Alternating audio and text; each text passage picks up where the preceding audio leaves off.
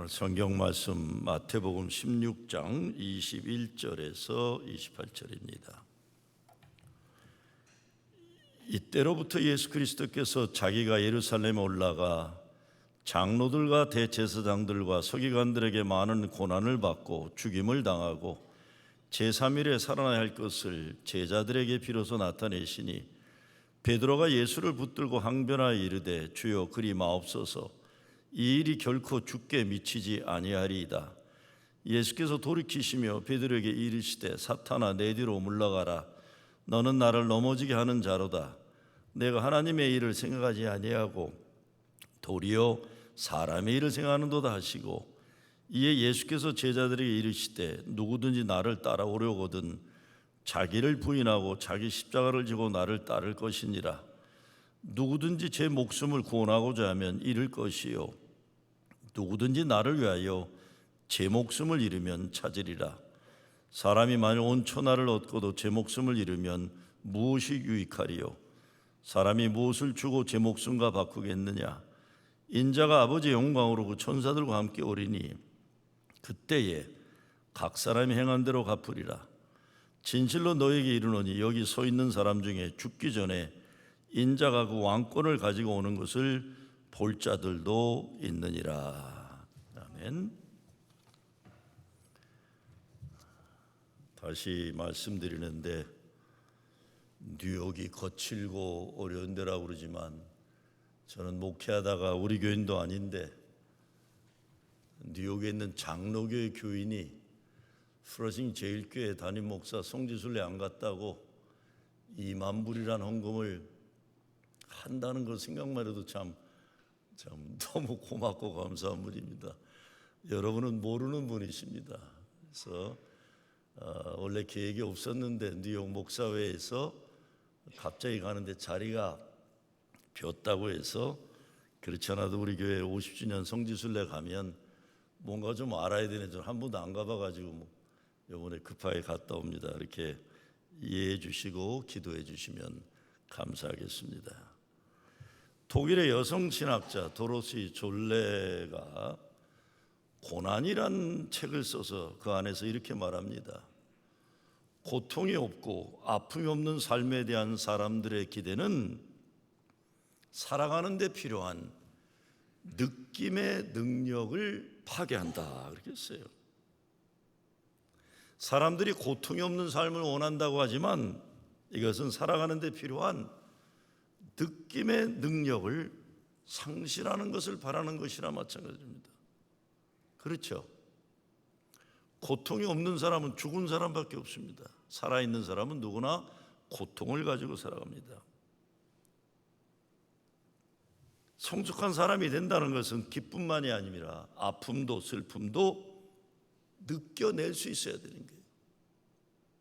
무엇보다 예수 믿는 사람들은 예수의 십자가 고난의 아픔을 내 것으로 공유해낼 수 있어야 예수 제자의 경지에 이른다고 할 수가 있습니다. 예수님은 자기를 부인하고 자기 십자가를 지고 따르라고 하십니다. 25절에서는 자기 목숨을 구원하고자 하면 잃을 것이지만 예수를 위하여 제 목숨을 잃으면 찾으리라 말씀하십니다. 26절 말씀을 생각해 보면 예수를 위해 목숨을 잃으면 자기 목숨을 살리게 된다는 역설적인 복음을 말씀하고 계십니다. 십자가는 고통입니다. 나의 십자가를 진다는 것은 내 삶의 고통을 내가 품고 산다는 겁니다. 나아가서 이 고통을 통해 예수님 십자가 고난을 깨닫는 겁니다. 고통이 없기를 바라는 것은 느낌이 없기를 바라는 것과 마찬가지인데, 도로시 졸레는 예수님이 모든 고통을 대신 지고 죽었기 때문에 예수 믿으면 아픔이나 고통이 없게 되는 줄 아는 신앙은 이건 유아적인 잘못된 신앙이라고 말합니다. 그래서 이렇게 말합니다. 십자가의 참 뜻을 깨닫는 것은 질병, 인생의 괴로움, 죽음으로부터 자유케 되려는 지극히 자기도취적인 희망과 굿바이, 작별하는 것이다.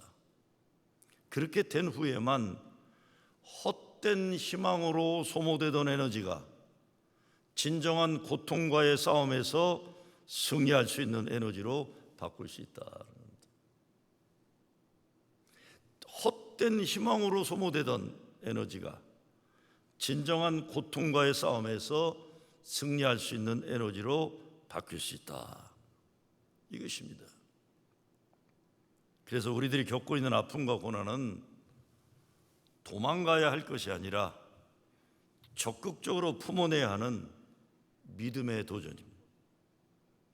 아픔을 느낄 수 있다는 것은 살아있는 사람이 가지는 특권입니다. 아픔은 하나님의 도우심의 손길이 가까웠다는 소망을 신앙 성숙의 기회로 가지는 겁니다. 사도 바울은 이것을 환난은 인내를, 인내는 연단을, 연단은 소망을 이룬다고 했습니다. 아픔을 통해 정금 같은 신앙으로 성숙해지는 것입니다.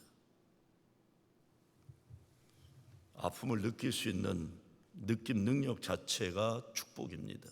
벌써 오래전인데 80년대에 미국 서부 지역 캘리포니아 유니버시티 오브 서던 캘리포니아에 유모 치유 연구소가 생긴 적이 있어요. 노먼 커즌이라는 의사가 세운 연구소입니다. 자기 자신이 의사였는데 불치병에 걸렸어요. 얼마 못 산다는 다른 의사들의 통보를 받고 좌절에 빠졌다가 내 이렇게 그냥 죽을 수는 없다. 살아나기 위해서 연구를 합니다. 살아났어요. 기본적으로 이 사람은 Humor as Healing and Grace, 그러니까 유머를 통해서 치유받는 그거를 연구해낸 거예요. 아주 쉽게 얘기하면 배꼽 잡고 웃는 눈물이 날 정도로 웃음이 나오는 비디오들을 보면서 건강이 회복됐다고 그랬어요. 그냥 씩 웃는 게 아니라 아주 그냥 배꼽 잡고 웃어 눈물을 잡고 웃는 그거를 매일매일 했다는 거예요. 그래서 자기가 살아난 경험에 대해 쓴 책이 아주 유명한 책인데 Anatomy of Illness예요. 질병의 해부학입니다. 이 책에서 아픔을 느낄 수 있다는 것 얼마나 중요한가를 말합니다. 그 책 내용 가운데 나병 환자들과 문둥병자들하고 일하면서 연구한 의사가 한 말이 거기에 나와요. 아픔은 몸이 가지는 신비로움의 일부다. 아픔이라는 것은 몸이 두뇌에 무엇인가 잘못되었다고 전달하는 표시다. 나병 환자들은 아픔을 느낄 수 있는 감각을 달라고 기도한다. 나병이 그토록 처참한 질병인 것은 환자가 자기 몸의 일부가 다쳐도 아프다는 감각을 느끼지 못하는 점이다. 나병 환자는 전혀 위험 신호를 받지 못하기 때문에 자기의 손가락이나 발가락을 잃어버린다 이렇게 했습니다. 그러면서 그 의사가 자기가 치료하는 나병 환자들이 하는 기도를 이렇게 썼어요. 나병 환자들은 이렇게 기도한다는 겁니다. 하나님, 내게도 아픔을 느낄 수 있는 능력을 주시옵소서. 내게도 아픔을 느낄 수 있는 능력을 주시옵소서. 오늘 본문에서 예수님은 내 십자가를 지고 나를 따르라 하셨어요. 예수님은 우리를 구원하기 위해서 그렇게 사셨고 죽으셨습니다. 안도현 시인이 사랑은 아픔이라는 시를 썼는데 거기에 이런 구절이 나옵니다. 아들아 알겠느냐 사랑은 아픔이다. 잘 들어라. 사람을 사랑한다는 것은 그를 위하여 내 몸을 십자가에 못 박는 일이다. 예수 믿는 것은 아무 문제 없고 고통 없는 세상을 산다는 것이 아니라 고통과 고난 속에서 예수님 만나고 십자가 고난과 죽음에 담겨있는 구원과 영생의 복음을 믿는 것입니다. 예수님이 생명으로 인도하는 문은 좁고 길이 협착하여 찾는 이가 적음이니라 하셨는데 여기서 찾는 이가 적음이라는 말씀은 발견하고 노력하는 사람이 적다는 겁니다. 발견하고 노력하는데 뭘 발견하고 노력하는 것일까요? 그것은 십자가에서 죽을 수밖에 없는 죄인들을 용서하기 위해 예수님 생명과 바꾸신 하나님의 완전한 사랑을 발견한다는 거예요. 그리고 십자가 보혈 구원의 발견은 우리로 하여금 예수님의 그 사랑과 은혜 때문에 우리가 감당해야 되는 십자가를 지는 그 성숙에 이르는 것입니다. 그냥 사람이 되는 것도 어렵지만 사람이 되는 게 그냥 거저 되는 게 아니잖아요. 여러분, 우리가 집에 개나 고양이 보고 너는 언제나 개가 될래? 너는 언제나 고양이다운 거, 이런 말 안 해요. 사람만 그렇게 얘기해요. 사람은 사람이 되어야 되기 때문에 그렇습니다. 하나님의 자녀답게 산다는 것, 좁은 문으로 들어가고 좁은 길로 가는 것이고, 나아가서 궁극적으로 인간은 모두 자기가 짊어져야 할 십자가를 져야 참 십자가 구원을 알게 된다는 말씀입니다. 예수 믿는다는 것 어려운 겁니다. 사람들마다 감당해야 하는 십자가가 있습니다. 근데 참된 십자가는 사랑에서 나오죠. 가족을 사랑하고 교회를 사랑하고 나라와 민족을 사랑하기 때문에 십자가를 지는 거예요. 근데 십자가라는 것은 절대로 쉬운 것 아닙니다. 쉬운 것이라면 십자가라고 하지 않겠죠. 힘겹고 고통스럽기 때문에 예수의 고난, 예수의 죽음을 생각하도록 만드는 그것이 십자가인 것이죠. 제가 오래전에 보스턴에 있는 교회에서 부흥회를 인도했는데 그 교회 목사님이 고등학생 아들을 잃어버린 아픔을 가지고 살고 있는 분이었어요. 하나밖에 없는 아들을 먼저 보내고 슬픔 가운데 살던 목사예요. 제가 그때 뉴욕에 무슨 회의가 있어갖고 차를 렌트해서 아틀란타에서 목회할 때인데 뉴욕으로 가려니까 그 목사님이 저한테 카세트 테이프를 하나 줘요. CD가 나오기 전이에요. 카세트 테이프 주면서, 목사님, 제가 제 아픔을 이겨내는데 참 도움이 됐던 어느 분의 간증입니다. 한번 들어봐 주세요 하면서, 오래전인데 카세트를 줘서 이제 뉴욕을 향해서 차를 가면서 하이웨이에서 그걸 들었어요. 깜짝 놀랐어요. 처음에 나오는 소리가 큰 소리가 나와요. 왜 때려요? 하나님, 나 왜 때려요? 내가 뭘 그렇게 잘못했다고 이렇게 때리세요? 정신이 번쩍 들어요.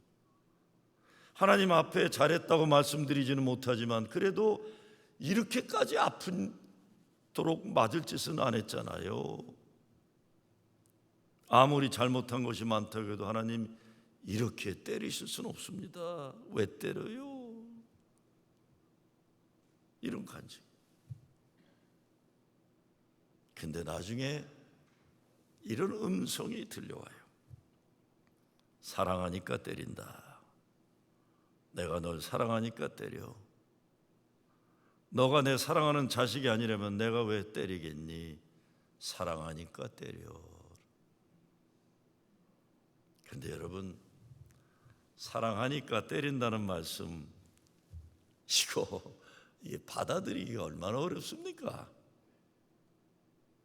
이게 잘못 받아들이면 하나님은 사랑이라는 명목으로 사람을 두들겨 패는 것 즐기는 못된 세디스트로 만드는 위험이 있어요.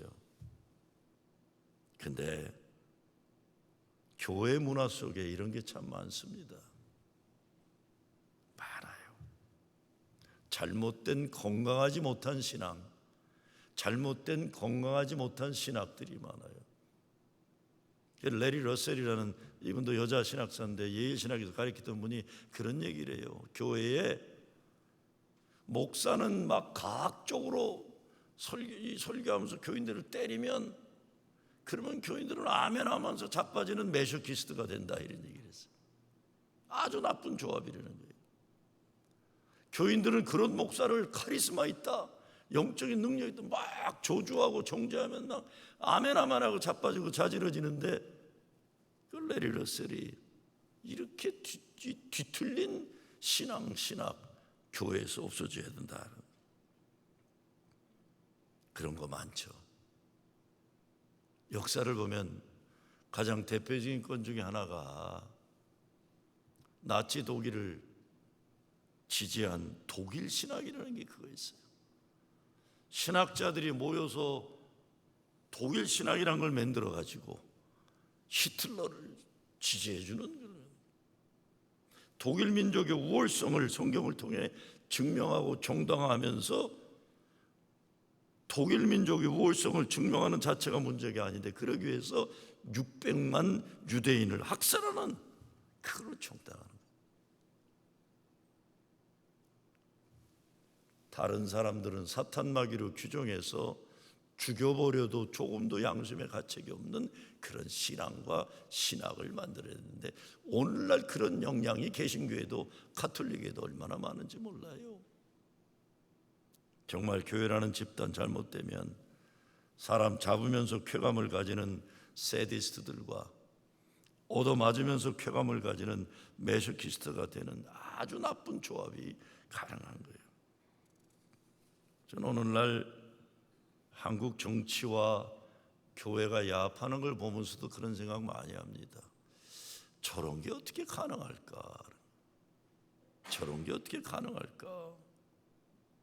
제가 현재 돌아가는 정치에게는 제가 피하여 말씀드리지만 70년대, 80년대 군사독재 시절에 로마서 13장 1절 말씀 가지고 민주화운동 반독재 투쟁하던 사람들을 검사들이 재판하면서 잡을 때 썼던 성경 말씀이 뭡니까? 권세 잡은 자들에게 복종하라. 왜 니네들 예수 믿으면서 대통령에게 복종하지 않냐? 이런 거예요. 지금 오늘 우리가 살아가는 역사 속에서도, 미국의 역사에서 여러분 지난번 대통령 선거제 때 젊은이들이 대거 복음주의 교단에서 빠져나갔어요. 왜? 이게 복음주의라고 그러면서 아주 백인 우월주의를 이었구나를 젊은이들이 깨달은 거예요.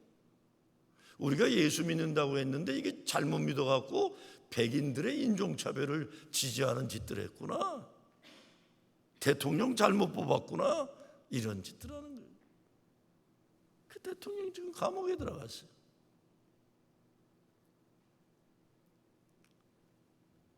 예수 십자가 보혈의 은혜는 가정을 파괴하고 나라를 망가뜨린 그런 무지몽매한 것이 아닙니다.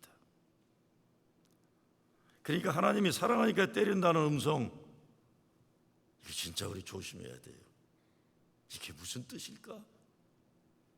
저는요, 하나님이 사랑하시니까 때린다 하면 저는 하나님에게 솔직히 말씀드리고 싶어요. 사랑하지 않아도 되니까 제발 때리지 마세요. 우리는 사랑의 원자, 우리 맨날 맞으면서 자랐어요. 사랑의 폭탄, 사랑의 원자탄. 하나님, 그따위 사랑 필요 없어. 때리지나 마소.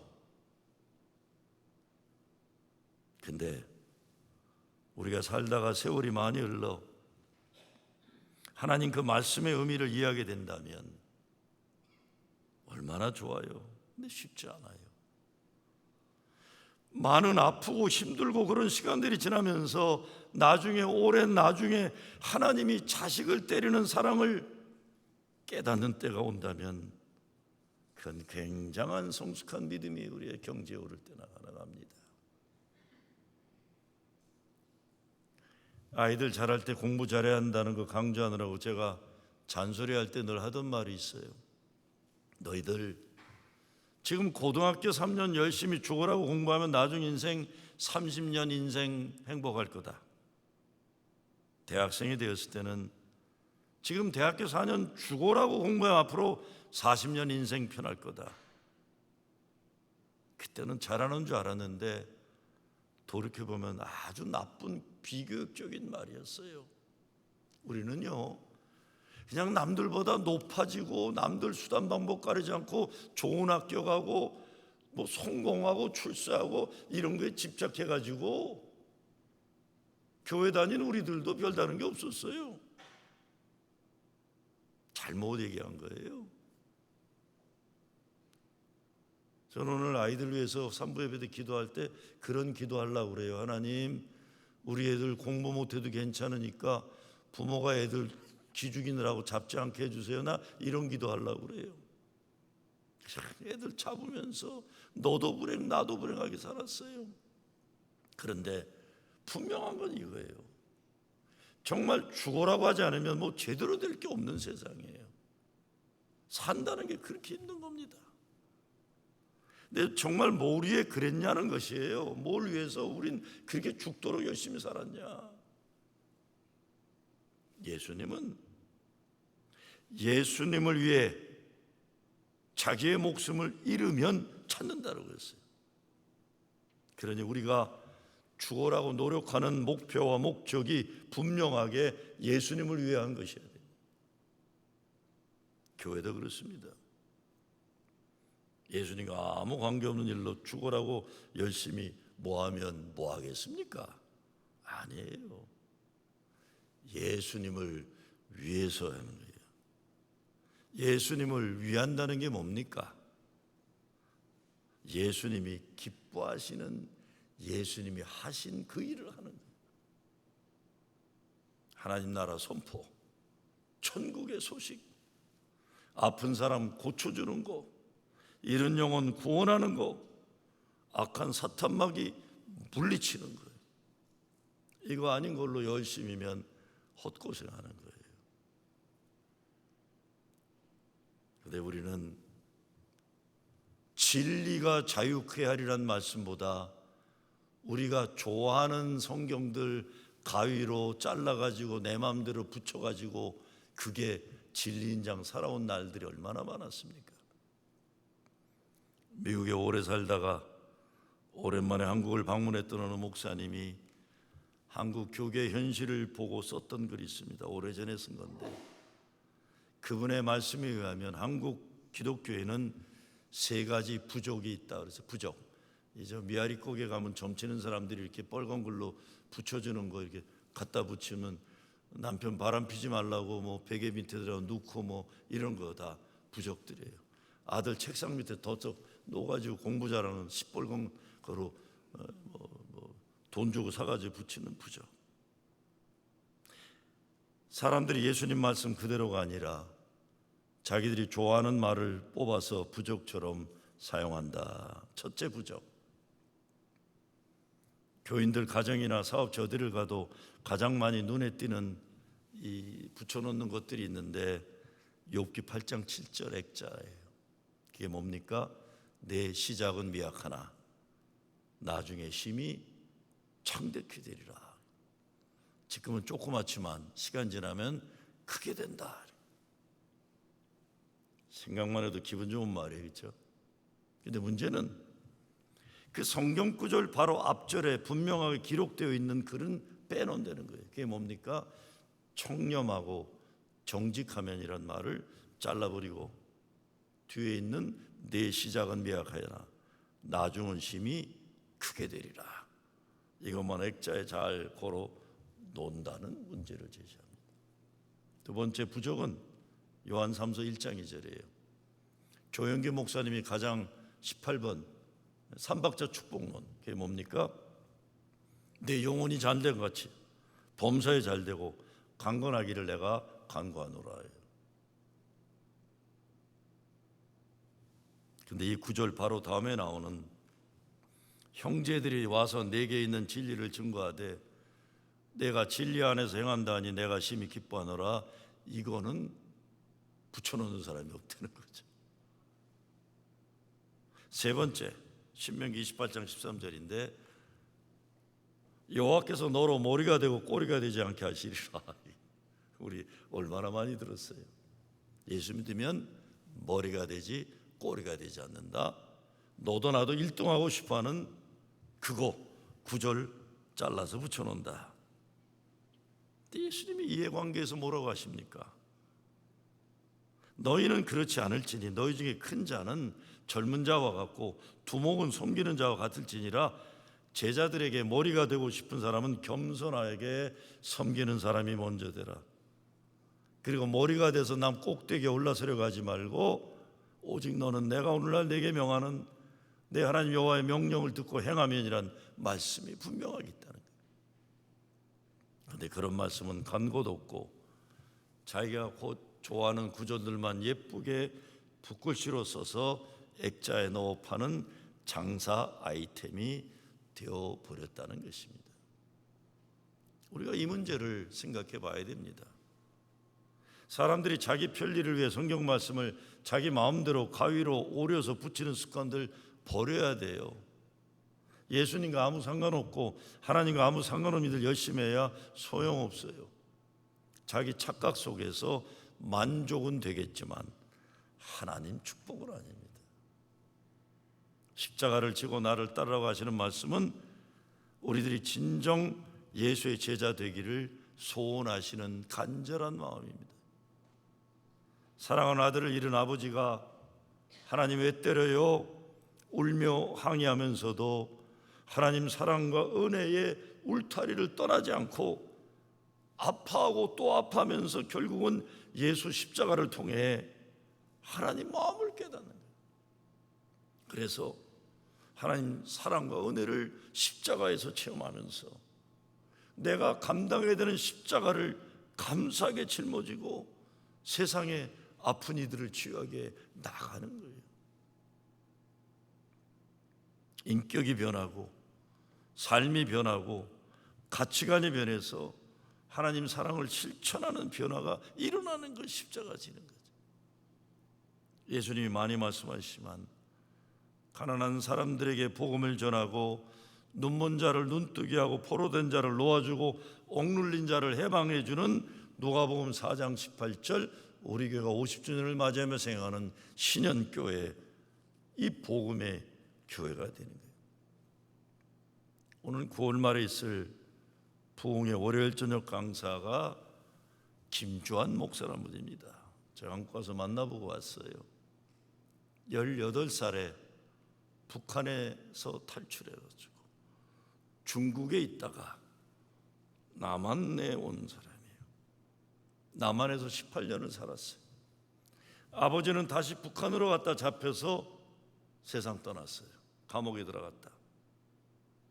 18년 남한 땅에 살면서 탈북한 아가씨를 만나 결혼해서 아이들을 키우고 목회를 하고 있어요. 근데 그분이 그렇게 얘기합니다. 목사님, 대한민국은 세상 천하 먹고 사는 거는 선진국 중에 선진국일 것입니다. 이렇게 좋은 나라가 어디 있을까요?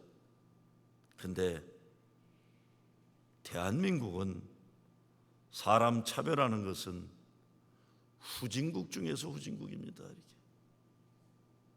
자기가 18년 살아보니까 한국에서 살기 참 어려운 것이 사람 차별하는 거라 그랬어요. 자기 아이들은 대한민국에서 태어난 아이들인데 학교에 가면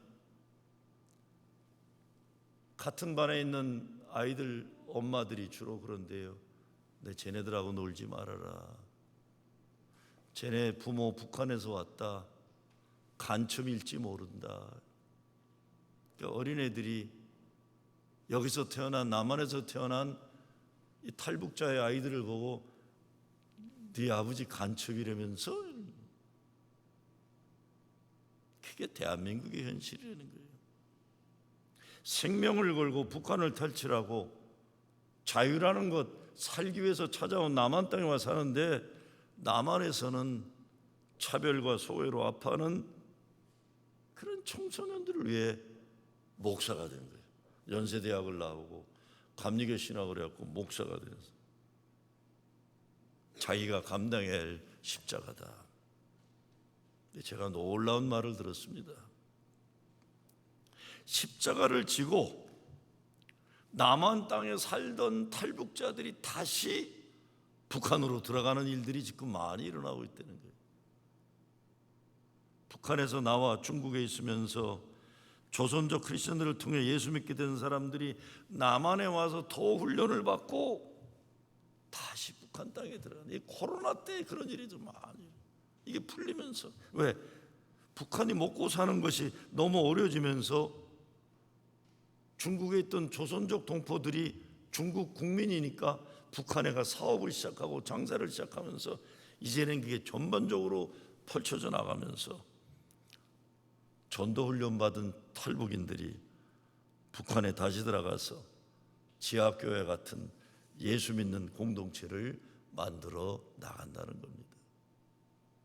북한 당국은 이제 백성들에게 제대로 배급을 주지 못하게 되니까 그만큼 통제하는 능력도 상실하고 어려운 시기 때문에 이제는 예수 믿는 사람들이 많이 늘어나게 됐다는 거예요. 아마 지난주 쿠바 선교사님 말씀드렸겠지만 쿠바란 나라도 사회주의 국가가 가졌던 이 망상들이 무너지면서 예수 믿는 사람들이 팍 늘어나요. 북한이 지금 깜짝 놀랐어요. 야, 이런 게 가능한 거구나. 다시 잡혀서 감옥에 가는 고난을 알면서도 북한에 다시 들어가는 크리스천들이 있다는 거예요. 남한에 살면서 편하게 살아야 되는데 예수 믿어 구원받는 일을 사명으로 삼고 십자가를 지고 탈출했던 그 땅으로 다시 들어간다. 여러분, 그 새롭게 하소서 이런 거에 김주환 목사 초보면 이분에 대해 아주 잘 알려진 분인데 9월에 우리 부흥회 때 월요일 날 강사하는데 아마 그때 자세히 듣게 될 겁니다. 정말 세상에는 아프고 어려운 삶이 있음에도 불구하고 자기가 아프고 어려웠기 때문에 오히려 고난을 가진 십자가를 가지고 거기서 구원의 주님을 만난 사람들이 다시 세상으로 나가 고난당한 아픈 사람들을 치유하는 일에 쓰임받는 역사들이 일어나는 거예요. 이걸 우리는 신학적 용어로 wounded healer라고 얘기합니다. 상처받은 치유자. 상처받은 치유자. 세상을 살면서 보통 사람들보다 엄청 고통받고 버림받은 인생들을 살아온 사람들이 치유자가 되어 나간다. 왜? 하나님 사랑 때문에, 예수 십자가 보혈의 은혜 때문에. 어려운 일을 당하고 험난한 삶을 살면서 어떤 사람들은 더 마음이 꼬부라지고 뒤틀린 인생을 살기도 하지만 예수 만난 사람들은 그 아픔들 때문에 더 큰 하나님 사랑과 은혜를 체험하고 살아갈 수 있다는 것입니다. 우리가 살면서 모두 나름대로의 광야의 경험이 있습니다. 십자가를 져야 되는 삶의 현실이 있습니다. 그런데 그 과정을 통해 하나님의 사랑, 예수의 은혜를 경험하게 됩니다. 아무리 어렵고 힘들어도 우리의 삶을 뒤돌아보면 그런 어려움들이 있어서 하나님과도 가까워지고 은혜를 알게 되는 겁니다. 모든 살아있는 인간들에게는 아픔이 있습니다. 그러나 우리는 하나님의 구원 역사를 위해 나의 아픔을, 다른 사람의 아픔을 치유하는 사역에 참여하는 예수의 제자로 불림받은 우리들입니다. 여러분은 어떤 아픔이 있습니까? 내 욕심 부리다 어려움 당하는 일, 이기적으로 살려다 내 마음대로 안 되니까 하나님 원망하는 일, 정말 과연 나의 노력과 고생, 아픔, 이게 무슨 의미가 있는 것일까? 진정 값진 고생, 축복이 되는 아픔을 위해 난 그럼 어떻게 살 것인가? 십자가에서 고난 받으시고 죽임 당하시고 부활하신 주님이 우리에게 내 십자가를 지고 나를 따르라, 우리를 부르세요. 나를 위해 죽으면 너는 살 것이다. 여러분의 고난의 십자가가 주님이 함께 계신 구원의 십자가임을 믿고 어떤 삶의 어려움이 있어도 내가 감당해야 될 십자가인 줄 믿고 이 십자가를 지고 주의 이름으로 주님 우리에게 명령하신 복음을 증거하고 아픈 사람을 고치고 하나님 나라를 선포하는 일에 쓰임받는 여러분 되시길 주의 이름으로 축원합니다. 주님 감사합니다. 아픔이 잔인한 현실로 우리에게 있습니다. 우리가 감당하는 십자가가 감당하기 어려운 짓눌리는 무거운 십자가입니다. 근데 주님, 그 십자가에 나 홀로 있는 게 아니라 주님 함께 계심을 봤습니다. 주님이 나의 십자가를 나를 안고 계심을 봤습니다. 내 문제, 내 아픔에 집착하여 살지 않게 하시고 이제 예수 만난 그 믿음으로 다른 사람들의 아픔을 치유하는 일에 쓰임받게 하여 주시옵소서. 예수 그리스도 이름으로 기도드리옵나이다.